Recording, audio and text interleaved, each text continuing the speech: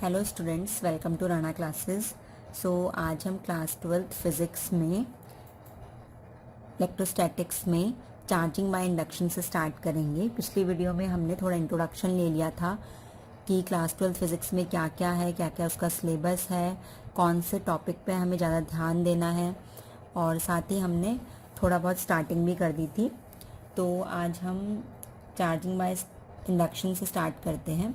तो सबसे पहले आपको ये तो पता ही होगा कि जो चार्जिंग होती है किसी भी चीज़ की, वो दो बॉडी के कांटेक्ट में आने से भी हो सकती है।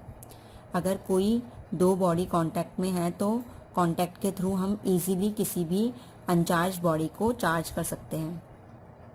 और कांटेक्ट के अलावा हम क्या कर सकते हैं, किसी मीन्स से, कोई मीन्स होगा, मीन्स कैसा होगा, कंडक्टर होगा, किसी कंडक्टर के थ्रू भी हम क्या कर सकते हैं, चार्ज कर सकते हैं। जैसा कि आपको पता होगा कि जो आपका मोबाइल फ़ोन है, वो मोबाइल फ़ोन चार्जिंग की वायर की हेल्प से हम इजीली स्विच से क्या कर लेते हैं, उसको चार्ज कर लेते हैं।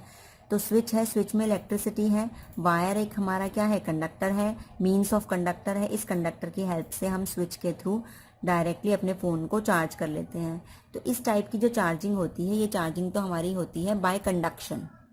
कंडक्शन की हेल्प से, कंडक्टर की हेल्प से हमने क्या कर लिया, या तो किसी मीन्स ऑफ कंडक्टर के थ्रू या फिर डायरेक्टली कांटेक्ट से। तो दो टाइप की हमारी चार्जिंग हो गई यहाँ पे, कि जो हमने चार्जिंग की है वो चार्जिंग या तो डायरेक्टली हो जाएगी हमारी कांटेक्ट में होने की वजह से, या फिर अगर कांटेक्ट नहीं है स्विच और फ़ोन के बीच में तो वो इनडायरेक्टली हो जाएगी bye means of any conductor. तो हम क्या कर सकते हैं, इजीली कंडक्शन की हेल्प से हम चार्जिंग कर सकते हैं। तो ये तो हो गई हमारी चार्जिंग बाय कंडक्शन, कंडक्शन की हेल्प से चार्जिंग की है। अब आता है एक topic, charging by induction. Charging by induction में क्या होता है, हमारे अगर किसी चार्ज बॉडी के थ्रू, ये चार्ज बॉडी है, इसके थ्रू मुझे कोई अनचार्ज बॉडी को चार्ज करवाना है विदाउट एनी कांटेक्ट, कांटेक्ट नहीं होना चाहिए, कोई मीन्स ऑफ कंडक्टर भी नहीं होना चाहिए, ना ही कांटेक्ट होना चाहिए, तो इसको हम कहते हैं charging by induction. Charging by induction एक ऐसा प्रोसेस है जिसमें हम किसी अनचार्ज बॉडी को चार्ज बॉडी के थ्रू चार्ज कराते हैं विदाउट एनी कांटेक्ट और without any means of conductor. तो अब हम करेंगे, चार्जिंग करेंगे इंडक्शन के थ्रू, मतलब हमें एक चार्ज बॉडी से अनचार्ज बॉडी को चार्ज कराना है, बट हमें कांटेक्ट में नहीं रखना है। तो हमने मान लिया ये हमारी एक अनचार्ज बॉडी है, ठीक है। अनचार्ज बॉडी का मतलब क्या होता है, उसमें चार्जेस तो हैं, उसमें प्रोटॉन भी है, उसमें इलेक्ट्रॉन भी है, चार्जेस उसमें हैं, बट जो उसका नेट चार्ज होगा, नेट चार्ज हमारे पास क्या होगा, ज़ीरो होगा, क्योंकि जितने प्रोटॉन होते हैं किसी भी बॉडी में उतने इलेक्ट्रॉन होते हैं। तो net charge of the body zero है। अब इस नेट चार्ज ज़ीरो को हमें या तो पॉजिटिव करना है या नेगेटिव करना है। अगर नेट चार्ज पॉजिटिव हुआ दैट मीन्स पॉजिटिवली चार्ज हो जाएगी बॉडी, अगर नेट चार्ज नेगेटिव हुआ दैट मीन्स नेगेटिवली चार्ज हो जाएगी बॉडी, और अगर नेगेटिव हो गया नेट चार्ज तो दैट मीन्स हमारी बॉडी जो हो जाएगी वो नेगेटिवली चार्ज हो जाएगी। तो अभी हमारी बॉडी अनचार्ज्ड है, इसके अंदर चार्जेस हैं बट इसका नेट चार्ज ज़ीरो है। अब हम इसे इंडक्शन के थ्रू चार्ज करेंगे। तो इंडक्शन के थ्रू चार्ज करने के लिए हमने क्या कर लिया, एक हमने चार्ज बॉडी ले ली, मान लिया कि हमारी जो चार्ज बॉडी है वो पॉजिटिवली चार्ज है। अब क्योंकि ये बॉडी पॉजिटिवली चार्ज है तो इसके अंदर जो भी इलेक्ट्रॉन्स होंगे वो इस साइड आ जाएंगे, क्योंकि पॉजिटिवली चार्ज जो होते हैं वो क्या करते हैं, नेगेटिव्स को ट्रैक करते हैं। तो सारे नेगेटिव्स को ट्रैक करके एक साइड ले आए, और पॉजिटिवली चार्ज जो होते हैं वो पॉजिटिव्स को, प्रोटॉन्स को क्या करते हैं, रिपेल करते हैं। तो रिपेल करते हैं तो सारे पॉजिटिव इधर की तरफ इकट्ठे हो जाएंगे। तो नेगेटिव को उसने ट्रैक किया, ये सब इसके अंदर था एटम, ये हमारे पास क्या कोई भी बॉडी है उसके अंदर पॉजिटिव नेगेटिव्स थे, नेगेटिव्स को उसने ट्रैक किया इसलिए इस कोने में आ गए, और पॉजिटिव्स को उसने रिपेल किया तो इस कोने में आ गए। तो इस तरीके से ये सेपरेट हो गया पॉजिटिव नेगेटिव। अब उसके बाद क्या हुआ, क्योंकि हमें क्या करना है, इस बॉडी को चार्ज करना है, कोई एक चार्ज इसमें होना चाहिए, तो ये नेगेटिवली चार्ज बॉडी बन जाए या फिर ये पॉजिटिवली चार्ज बॉडी बन जाए। तो हम क्या कर देंगे, यहाँ पे जो हमें एक्स्ट्रा चार्जेस दिख रहे हैं, एक्स्ट्रा चार्जेस हम क्या करते हैं, इस बॉडी को नेगेटिवली चार्ज बनाना चाहते हैं तो हम इधर की तरफ से अर्थिंग कर देंगे। जैसे ही हम इधर की तरफ से अर्थिंग करेंगे, इधर नेगेटिवली चार्ज है, इधर पॉजिटिवली चार्ज है, हम इस तरफ से कर देंगे अर्थिंग। अब ये अर्थिंग हो गई। हमें पता है कि अर्थिंग क्या होता है, अर्थिंग एक ऐसा प्रोसेस होता है जिसमें अर्थ के थ्रू जो भी एक्स्ट्रा चार्जेस होते हैं वो एक्स्ट्रा चार्जेस एब्जॉर्ब कर लिए जाते हैं। तो इस प्रोसेस में अर्थ क्या कर लेगी, पॉजिटिव्स को एब्जॉर्ब कर लेगी। जैसे ही वो पॉजिटिव्स को एब्जॉर्ब करेगी उसके बाद हमारी जो बॉडी होगी उसमें केवल और केवल नेगेटिवली चार्ज बचेंगे। अब नेगेटिव चार्ज हम क्या करेंगे, इसको जो हमारे पास है पॉजिटिवली चार्ज बॉडी थी इसको हटा देंगे। अब जैसे ही हम इसको हटाएंगे तो हमारी जो पूरी बॉडी है उसमें क्या हो जाएंगे, नेगेटिव्स आ जाएंगे। अभी ये नेगेटिव इसी कोने में थे क्योंकि यहाँ पे पॉजिटिवली चार्ज बॉडी है, उसने इनको बाइंड करे हुए था, अट्रैक्ट करे हुए था। जैसे ही ये हटेगी तो ये नेगेटिव चार्ज पूरी बॉडी में फैल जाएंगे और ये जो बॉडी थी हमारी जो कि अनचार्ज बॉडी थी वो अब नेगेटिवली चार्ज बॉडी हो गई है। इस तरीके से हमने क्या कर लिया, बॉडी को चार्ज कर लिया विदाउट एनी कांटेक्ट। हमने इन दोनों के बीच में कोई कांटेक्ट नहीं रखा था। विदाउट एनी कांटेक्ट हमने एक अनचार्ज बॉडी को नेगेटिवली चार्ज बॉडी बना दिया। That means without any contact हमारी चार्जिंग हुई है, तो इसी को हम बोलते हैं चार्जिंग बाय इंडक्शन। तो इसकी डेफिनेशन आएगी तो आप डेफिनेशन किस तरीके से लिख सकते हैं कि चार्जिंग बाय इंडक्शन में क्या होता है, एक चार्ज बॉडी ए होती है, imparts to another body B. वो क्या करती है, अपने चार्जेस को इम्पार्ट करती है दूसरी बॉडी बी पे, some charge of opposite sign without any actual contact. बिना किसी एक्चुअल कॉन्टैक्ट के ए और बी के जो दो बॉडीज हमारे पास, उनके बिना किसी एक्चुअल कॉन्टैक्ट के जो ए होता है अपोजिट साइन का चार्ज बी में इम्पार्ट कर देता है। अभी हमने देखा था हमारी जो वहाँ पे रॉड थी वो पॉजिटिवली चार्ज थी और जो बॉडी थी वो अनचार्ज बॉडी को क्या बना दिया, उसे नेगेटिवली चार्ज बना दिया। दैट मीन्स अगर रॉड पॉजिटिवली चार्ज है तो वो अनचार्ज बॉडी को नेगेटिव बना देगी, अपोजिट साइन का बना देगी। अगर हमारी जो रॉड होगी वो नेगेटिवली चार्ज है तो ये जो हमारी अनचार्ज बॉडी थी उसे पॉजिटिवली चार्ज बना देगी। दैट मीन्स जो ए बॉडी है वो बी बॉडी को चार्ज तभी कर पाएगी, ए बॉडी बी बॉडी को चार्ज कर पाएगी विदाउट एनी एक्चुअल कॉन्टैक्ट, और वो भी अपोजिट साइन का। जिस साइन का ए होगा उसका अपोजिट साइन का बी चार्ज हो जाएगा। तो इस तरीके से हम चार्जिंग बाय इंडक्शन प्रोसेस करते हैं। अब हम नेक्स्ट टॉपिक पढ़ेंगे, quantization of electric charge. Quantization of electric charge में क्या होता है कि हमें पता है कि जो हमारे इलेक्ट्रिक चार्जेस हैं, प्रोटॉन एंड इलेक्ट्रॉन, दो टाइप के चार्जेस हैं। तो अब ये बोल रहा है कि उनका क्वांटाइजेशन करना, क्वांटिटी। दैट मीन्स क्या है कि हमारे जो चार्जेस होते हैं, जो फ्री चार्जेस हमारे होते हैं, वो इंटीग्रल मल्टीपल होते हैं किसी बेसिक यूनिट का। ठीक है, ये कहना चाहता है क्वांटाइजेशन ऑफ इलेक्ट्रिक चार्ज में कि जो हमारे पास फ्री चार्जेस होते हैं, जितने भी हमारे फ्री चार्जेस होते हैं, हमें एक चीज़ पता है कि हमारे जो फ्री इलेक्ट्रॉन्स होते हैं, इलेक्ट्रॉन्स जो होते हैं, हम उन्हें क्या कर सकते हैं, लूज भी कर सकते हैं या फिर गेन कर सकते हैं। दो ऑप्शन हमारे पास है। अब हमें पता है कि जो हम लूज और गेन करते हैं इलेक्ट्रॉन्स का, वो क्या होती है, वो किसी क्वांटिटी में करते हैं। ठीक है, ऐसे नहीं करते कि जितना हमारा मन चाहे उतना लूज कर दिया या फिर जितना हमारा मन चाहे उतना गेन कर दिया। तो जो भी लॉस और गेन होता है इलेक्ट्रॉन्स का वो किसी क्वांटिटी में होता है। अब वो क्वांटाइजेशन है क्या, वो क्वांटाइजेशन क्या होता है, इंटीग्रल मल्टीपल होता है। अब आप कहेंगे कि integral multiple means, integral means integers. जो हमारा क्वांटाइजेशन होता है वो इंटीजर्स में होता है। हम एक इलेक्ट्रॉन, दो इलेक्ट्रॉन, तीन इलेक्ट्रॉन इतने लूज कर सकते हैं या इतने गेन कर सकते हैं। इसी तरीके से तो कर सकते हैं। कभी ऐसा नहीं सुना होगा आपने कि हमने हाफ इलेक्ट्रॉन लूज कर दिया या 3/4 इलेक्ट्रॉन गेन कर दिया। दैट मीन्स जो हमारा क्वांटाइजेशन होता है इलेक्ट्रिक चार्ज का, जो क्वांटिटी होती है इलेक्ट्रिक चार्ज की, वो इंटीग्रल मल्टीपल होती है, वो इंटीजर्स में होती है। अगर हम एक इलेक्ट्रॉन को लूज करते हैं तो हमें पता है कि हमारी जो बॉडी होगी वो पॉजिटिवली चार्ज बन जाएगी, उस पर क्या आ जाएगा, +1 साइन आ जाएगा। आपको पता ही होगा कि इलेक्ट्रॉन लूज होगा तो प्रोटॉन की क्वांटिटी बढ़ गई। दैट मीन्स कि प्रोटॉन और इलेक्ट्रॉन किसी भी बॉडी में क्या होते हैं, इक्वल होते हैं। इलेक्ट्रॉन अगर लूज कर दिया दैट मीन्स इलेक्ट्रॉन कम हो गए और प्रोटॉन ज़्यादा हो गए। प्रोटॉन ज़्यादा हो गए तो साइन कैसा आ जाएगा, पॉजिटिव आ जाएगा, तो +1 साइन आ गया। अब अगर इलेक्ट्रॉन को गेन करते हैं, कि प्रोटॉन और इलेक्ट्रॉन सेम होते हैं, जब हम किसी इलेक्ट्रॉन को गेन करते हैं तो इलेक्ट्रॉन गेन करने का मतलब क्या, इलेक्ट्रॉन बढ़ गए, साइन क्या हो जाएगा बॉडी का, -1। पहले दोनों बराबर थे इसीलिए नेट चार्ज 0 था, बट अब इलेक्ट्रॉन गेन करने की वजह से एक इलेक्ट्रॉन बढ़ गया तो साइन बॉडी में आ गया -1, वो नेगेटिवली चार्ज बॉडी हो गई। तो जो ये साइन आ रहे हैं, जो भी ये आ रहा है क्वांटाइजेशन जो हो रहा है इलेक्ट्रिक चार्ज का, वो कैसा हो रहा है, +1 -1 +2 -2 इस टाइप से होगा। दैट मीन्स वो इंटीजर मल्टीपल होगा किसी यूनिट का। ठीक है, तो इसमें सिंपल सा क्वांटाइजेशन ऑफ इलेक्ट्रिक चार्ज ये बताता है कि जो हमारे पास फ्री चार्जेस अवेलेबल होंगे वो इंटीजर मल्टीपल होंगे।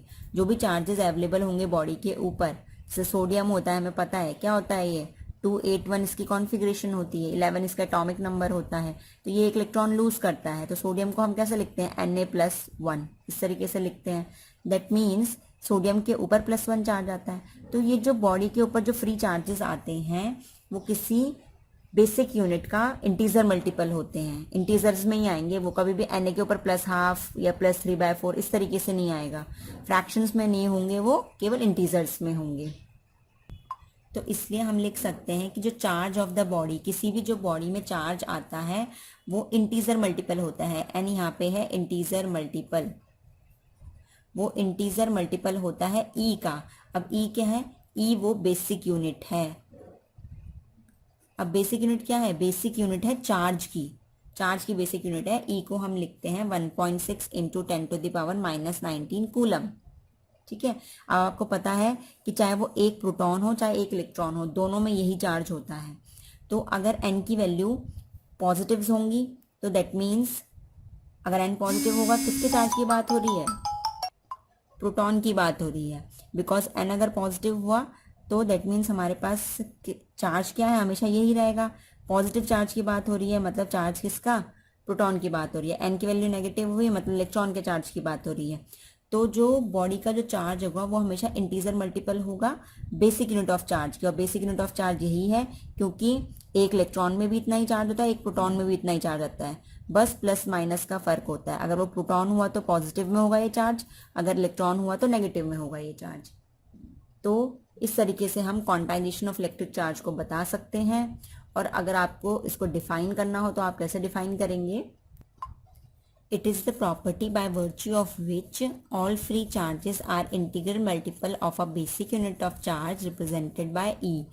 आप इस तरीके से क्वांटाइजेशन ऑफ चार्ज को डिफाइन कर सकते हैं कि ये वो प्रॉपर्टी है जिसकी वजह से हमें पता चलता है कि जो फ्री चार्जेस होते हैं, चाहे वो प्रोटॉन्स हो इलेक्ट्रॉन्स हो, वो हमेशा किसी बेसिक यूनिट ऑफ चार्ज का मतलब E का इंटीग्रल मल्टीपल होते हैं। और आप लिख सकते हैं Q = NE, where Q is the charge of the body और n इंटीग्रल मल्टीपल और E क्या है, बेसिक यूनिट ऑफ चार्ज। तो इस तरीके से आप साथ साथ में नोट्स भी बना सकते हैं। और साथ ही आपको इससे एक और चीज़, क्वांटाइजेशन से आपको पता चलता है कि जब भी हम रबिंग करते हैं, आपने देखा होगा कि रब करने पर एक बॉडी से दूसरी बॉडी में चार्ज ट्रांसफ़र होते हैं। तो ये भी जो भी चार्ज का ट्रांसफ़र होता है वो इंटीजर मल्टीपल्स में ही होता है, इंटीजर वैल्यूज़ में ही होता है। चार्ज अगर एक बॉडी से दूसरी बॉडी में जा रहे हैं तो या तो 1 चार्ज जाएगा या 2 चार्ज जाएंगे, कभी भी हाफ चार्ज वगैरह नहीं जाएंगे। तो क्वांटाइजेशन की हेल्प से हमें ये भी मालूम पड़ता है कि रबिंग प्रोसेस में हमारा ट्रांसफ़र ऑफ चार्ज क्या होता है, इंटीजर मल्टीपल होता है। अब नेक्स्ट टॉपिक है हमारा एडिटिविटी ऑफ चार्ज। तो इसमें हम पढ़ क्या रहे हैं, एक तरीके से चार्जेस की प्रॉपर्टीज़ पढ़ रहे हैं। जो हमने पढ़ा कि चार्ज को हम चार्ज क्वांटाइज्ड होता है, साथ में अब हम पढ़ रहे हैं कि चार्ज जो है वो एडिटिव नेचर का होता है। मतलब इसकी एक प्रॉपर्टी होती है कि अगर हमें पूरे सिस्टम का, मान लिया ये हमारा पूरा सिस्टम है, इस पूरे सिस्टम का हमें चार्ज देखना है कि इस पूरे सिस्टम में कितना चार्ज होगा, तो हम क्या करेंगे, इस सिस्टम में जितने भी नंबर ऑफ बॉडीज़ होंगी उन सबका चार्ज को ऐड कर देंगे। तो हमारा क्या आ जाएगा, इस पूरे सिस्टम का चार्ज आ जाएगा। जैसे इस सिस्टम में हमारे 6 बॉडीज़ हैं, तो इंडिविजुअल बॉडीज़ का अगर हम क्या करते हैं, चार्ज ऐड करते हैं, साइन साथ में उनका साइन लेना है। मान लो इसमें +1 चार्ज है, इसमें -2 चार्ज है, इसमें +3 चार्ज है, इसमें -4 चार्ज है, इसमें हमारे पास +1 है, इसमें +2 है। तो ये हमारे पास चार्जेस हैं। तो अगर हमें बोला है कि इस सिस्टम का चार्ज फाइंड आउट करो तो हम इन सबको ऐड करेंगे। जब हम ऐड करेंगे तो हम देखेंगे +2 और -2 कैंसिल हो जाएंगे, +1 +1 हमारे पास क्या हो जाएगा, 2 हो जाएगा, -4 और +3, 4 में से 3 गया, 1 बचेगा, और क्योंकि नंबर ये बड़ा है इसलिए नेगेटिव का 1, 2 - 1 करेंगे तो 1। दैट मीन्स इस पूरे सिस्टम का जो चार्ज है वो आया 1, वो भी पॉजिटिव का। इस पूरे सिस्टम का चार्ज आया +1। तो ये कहना चाहता है ये कि अगर हमें किसी भी सिस्टम का चार्ज चाहिए तो हम इंडिविजुअल उसमें जो भी बॉडीज़ हैं उन सबके चार्जेस को ऐड कर दें अगर, तो हमें पूरे सिस्टम का चार्ज मिल जाएगा। दैट मीन्स जो चार्ज होते हैं वो एडिटिव नेचर के होते हैं, हम उनको ऐड कर सकते हैं। तो अगर इसे डिफाइन करेंगे तो हम कैसे करेंगे, this is a property by virtue of which, ये एक प्रॉपर्टी है चार्ज की जिसकी वजह से हम क्या कर सकते हैं, total charge of a system वो ऑब्टेन कर सकते हैं simply adding algebraically all the charges, जितने भी सिस्टम में एनीवेयर कहीं पे भी सिस्टम के अंदर जो भी चार्जेस प्रेजेंट है उन सबको सिंपली ऐड करके हम total charge of the system find out कर सकते हैं। तो ये तो हो गया additivity of charge. Next property हम चार्ज की पढ़ेंगे, कंजर्वेशन ऑफ अ चार्जेस। अब इससे डायरेक्टली हमें समझ में आता है कि चार्ज जो है वो कंजर्व रहता है। अब कंजर्व मीन्स क्या है, इसका मतलब ये है कि अगर कोई भी सिस्टम है, अगर वो सिस्टम आइसोलेटेड है तभी बात हो रही है ये, अगर वो सिस्टम हमारा आइसोलेटेड है। अब आता है कि आइसोलेटेड मीन्स क्या होता है। आइसोलेटेड मीन्स का मतलब है कि ऐसा सिस्टम जिसमें ना ही बाहर से कोई इंटरफेरेंस होगा, ना ही अंदर की चीज़ें बाहर जा सकती हैं, ना ही बाहर की चीज़ें अंदर आ सकती हैं। दैट मीन्स वो सिस्टम आइसोलेटेड है। जैसे हमारी बॉटल्स होती हैं आजकल कि जिनमें गर्म पानी गर्म ही रहता है, ठंडा पानी ठंडा ही रहता है, क्योंकि उसमें बाहर से इंटरफेरेंस बहुत ही नेग्लिजिबल होता है, इस वजह से ऐसा हो पाता है। तो ऐसा सिस्टम जो कि आइसोलेटेड सिस्टम है, अगर कोई भी सिस्टम आइसोलेटेड है तो उसका जो टोटल चार्ज होगा, उसमें जो टोटल चार्ज आएगा वो हमेशा कांस्टेंट आएगा, वो चेंज नहीं होगा।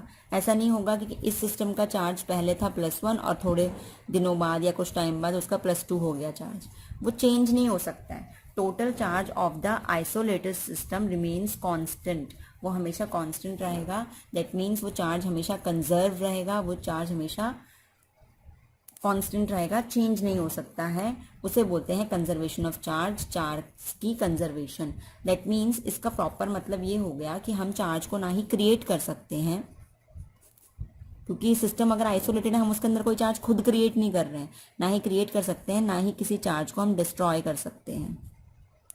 हम चार्ज ना खुद बना रहे हैं, क्योंकि जो चार्ज आता है बॉडी में वो रिएक्शन करने से आता है, और रिएक्शन कोई भी बॉडी तभी करती है जब उसे ज़रूरत होती है। वो अपने इलेक्ट्रॉन्स को लूज़ या गेन तभी कर रही है जब उनके ऑक्टेट कंप्लीट नहीं है, वो फुलफिल होना चाहते हैं, इसलिए वो ऐसा करते हैं। तो ये खुद ही होता है, वो चार्जेस क्रिएट होना, डिस्ट्रॉय होना वो हमारे हाथ में नहीं है। दैट मीन्स अगर हम बात करें कंजर्वेशन ऑफ अ चार्ज की तो इसकी डेफिनेशन होगी, तो it is the property by virtue of which total charge of an isolated system always remains constant. इस तरीके से आप कंजर्वेशन ऑफ चार्ज को डिफाइन कर सकते हैं, और इसी प्रॉपर्टी की वजह से हमें पता चलता है कि चार्जेस को हम क्रिएट नहीं कर सकते, डिस्ट्रॉय नहीं कर सकते, बिकॉज अगर कोई भी सिस्टम आइसोलेटेड है, इंटरफेरेंस नहीं हो रही है बाहर वालों के अंदर, अंदर वालों की बाहर, तो हमेशा वो कांस्टेंट रहता है। ठीक है, हम चाहे कुछ भी कर लें, हम उसे डिस्ट्रॉय नहीं कर सकते, क्रिएट नहीं कर सकते हैं चार्ज को। तो नेक्स्ट टॉपिक हमारा आता है कूलम्स लॉ। अब आपको ये तो पता ही है कि अगर दो चार्जेस होते हैं Q1 एंड Q2, अगर वो सेम होंगे, मतलब लाइक चार्जेस होंगे, तो वो एक दूसरे को रिपेल करते हैं, पॉजिटिव पॉजिटिव हुए या नेगेटिव नेगेटिव हुए। बट अगर वो अनलाइक चार्जेस होंगे तो वो एक दूसरे को क्या करते हैं, अट्रैक्ट करते हैं। ये तो आपने 10th क्लास में ही पढ़ा था। बट कूलम जो साइंटिस्ट थे, उन्होंने बाय एक्सपेरिमेंट हमें ये बताया कि जो ये फोर्स होती है, फोर्स ऑफ रिपल्शन या फिर फोर्स ऑफ अट्रैक्शन, वो फोर्स होती कितनी है। हमें ये तो पता है कि लाइक चार्जेस एक दूसरे को रिपल्शन करते हैं, दैट मीन्स वो फोर्स ऑफ रिपल्शन लगाते हैं, और unlike charges force of attraction लगाते हैं। बट कितनी लगाते हैं, कितने अमाउंट में लगाते हैं, किस किस पे जो वो फोर्स होती है वो डिपेंड करती है, वो सब हमें कूलम्स लॉ के थ्रू ही पता चलता है। तो कूलम्स लॉ एक ऐसा लॉ है जो हमें फाइंड आउट करने में हेल्प करता है कि कितनी फोर्स ऑफ अट्रैक्शन या फोर्स ऑफ रिपल्शन लग रही है बिटवीन टू चार्जेस। अब कूलम्स लॉ हमें कहता है द फोर्स ऑफ इंट्रैक्शन, जो भी इंट्रैक्शन हो रहा है, चाहे वो अट्रैक्शन का इंट्रैक्शन हो या रिपल्शन का इंट्रैक्शन हो, between 2 point charges, 2 point charges के बीच में, अगर वो चार्जेस Q1 एंड Q2 हैं तो is directly proportional to the product of charges. जो फोर्स होती है वो चार्जेस के प्रोडक्ट के डायरेक्टली प्रोपोर्शनल होती है। डायरेक्टली प्रोपोर्शनल का मीन्स होता है कि अगर चार्जेस बढ़ रहे हैं, चार्जेस का मैग्नीट्यूड बढ़ रहा है, तो फोर्स भी बढ़ेगी। चार्जेस घट रहे हैं तो फोर्स भी घटेगी, मतलब वो डायरेक्टली इफेक्ट करते हैं एक दूसरे को। And inversely proportional to the square of distance between them, और जो फोर्स होगी वो उनके बीच की डिस्टेंस के, मान लिया इनके बीच में डिस्टेंस r है, तो उनके बीच के डिस्टेंस के स्क्वायर के इन्वर्सली प्रोपोर्शनल होगी। दैट मीन्स उनके बीच का जो डिस्टेंस है उसका जो स्क्वायर है फोर्स उसके इन्वर्सली प्रोपोर्शनल होगी। अगर ये बढ़ेगी, आर स्क्वायर बढ़ेगा तो फोर्स घटेगी। इन्वर्स का मतलब उल्टा काम होना, आर स्क्वायर घटेगा तो फोर्स बढ़ेगी। ठीक है, इस तरीके से फोर्स क्या है वो आर स्क्वायर के इन्वर्सली प्रोपोर्शनल होगी। तो इसके अकॉर्डिंग हम क्या कर सकते हैं कि अगर हमारे पास चार्जेस Q1 एंड Q2 हैं तो जो फोर्स होगी वो डायरेक्टली प्रोपोर्शनल होगी इन दोनों के प्रोडक्ट के, और इन्वर्सली प्रोपोर्शनल है। इन्वर्स मतलब उल्टा लिखेंगे, अगर ये न्यूमरेटर में है तो डिनोमिनेटर में आएगा। इन्वर्सली प्रोपोर्शनल है उनके स्क्वायर के। तो अगर इन दोनों को कंबाइन करें तो Q1 Q2 तो ऊपर आ जाएगा और आर स्क्वायर आएगा नीचे। तो ये हो गया डायरेक्टली प्रोपोर्शनल, ये हो गया इन्वर्सली प्रोपोर्शनल। जब भी हम प्रोपोर्शनैलिटी का साइन हटाते हैं तो कोई कांस्टेंट आता है, मान लिया वो कांस्टेंट K है। तो ये कांस्टेंट क्यों आता है? बिकॉज प्रोपोर्शनल का मतलब क्या था भाई, किसी मैग्नीट्यूड से अगर ये बढ़ेगा तो ये भी बढ़ेगा। ठीक है, कितना बढ़ेगा ये नहीं पता बट बढ़ेगा। अगर ये बढ़ेगा तो ये घटेगा, तो कितना घटेगा ये नहीं पता बट घटेगा। तो एक पर्टिकुलर कोई एक मैग्नीट्यूड होगा ना, कोई होगा कि डबल हो सकता है, ट्रिपल हो सकता है, क्या होगा हमें नहीं पता, तो वो ये कांस्टेंट होता है। जब प्रोपोर्शनैलिटी हटती है तो इज इक्वल्स टू ये दोनों बराबर हो गए, बट क्योंकि इस के मल्टीपल से अगर ये बढ़ेगा तो ये भी बढ़ेगा, वो ये फैक्टर डिपेंड करेगा, इसके ऊपर डिपेंड करेगा। तो के क्या करता है, प्रोपोर्शनैलिटी हटने पे कोई एक कांस्टेंट जरूर लगता है, जो कांस्टेंट बताता है कि जो प्रोपोर्शनल था उसका इफेक्ट के की वजह से होगा। तो अब इस तरीके से हमने लिख लिया। अब जो के होता है वो के होता क्या है, उसको क्या नाम दिया जाता है तो वो कांस्टेंट, बट हम इसे कहते हैं इलेक्ट्रोस्टैटिक फोर्स कांस्टेंट। बिकॉज यहाँ पे क्या हो रहा है, चार्जेस हमारे रेस्ट में हैं दोनों, उनके बीच में जो भी फोर्स है उसके ऊपर बात हो रही है, फोर्स ऑफ अट्रैक्शन या फोर्स ऑफ रिपल्शन। तो इसको नाम दे दिया हमने इलेक्ट्रोस्टैटिक फोर्स कांस्टेंट। अब जो के होता है, के की वैल्यू हमारे पास होती है 9 × 10⁹। अब आप बोलेंगे कि इसकी यूनिट क्या होगी के की, तो यूनिट हम निकाल सकते हैं खुद ही, जरूरी नहीं है कि आपको रटनी पड़ेगी। यूनिट हम निकाल सकते हैं, के की यूनिट निकालनी है, बाकी सबको उधर भेज दीजिए। हम यहाँ पे क्या करेंगे, यूनिट निकाल रहे हैं के की, तो एफ ये क्या है हमारे पास, डिवाइड में उधर जाएगा मल्टीप्लाई में, are square Q1 Q2 multiply में है, नीचे आएगा तो डिवाइड में, इधर बचा के। तो यूनिट निकाल दीजिए। फोर्स की यूनिट क्या होती है हमारे पास, न्यूटन होती है। आर एक डिस्टेंस है, डिस्टेंस की यूनिट मीटर होती है, NM स्क्वायर। Q1 Q2 हमारे पास चार्जेस हैं, तो चार्जेस की यूनिट क्या होती है, कूलम, कूलम का square, coulomb into coulomb, coulomb square हो जाएगा। इस तरीके से आपने यूनिट्स क्लास 11th में पढ़ी थी। तो के की यूनिट हमारे पास क्या हो गई, NM स्क्वायर, ये c +2 पावर है, ऊपर आएगी तो -2, तो हम यहाँ पे लिख सकते हैं NM स्क्वायर c की पावर -2। तो इस तरीके से आपका 11th का भी रिवाइज हो जाएगा। तो ये के की कांस्टेंट वैल्यू हो गई 9 × 10⁹। आपको ये वैल्यू याद रखनी है, which is very very important. और के को हम एक और चीज़ लिखते हैं, 1/4πε0। 1/4 कांस्टेंट है, ε0 भी कांस्टेंट होता है, जिसे हम कहते हैं एब्सोल्यूट इलेक्ट्रिकल परमिटिविटी। अब इसकी नेक्स्ट वीडियो में आप पढ़ेंगे कि इलेक्ट्रिकल परमिटिविटी होती क्या है, उस वीडियो में आपको क्लियर हो जाएगा कि ये क्या होती है।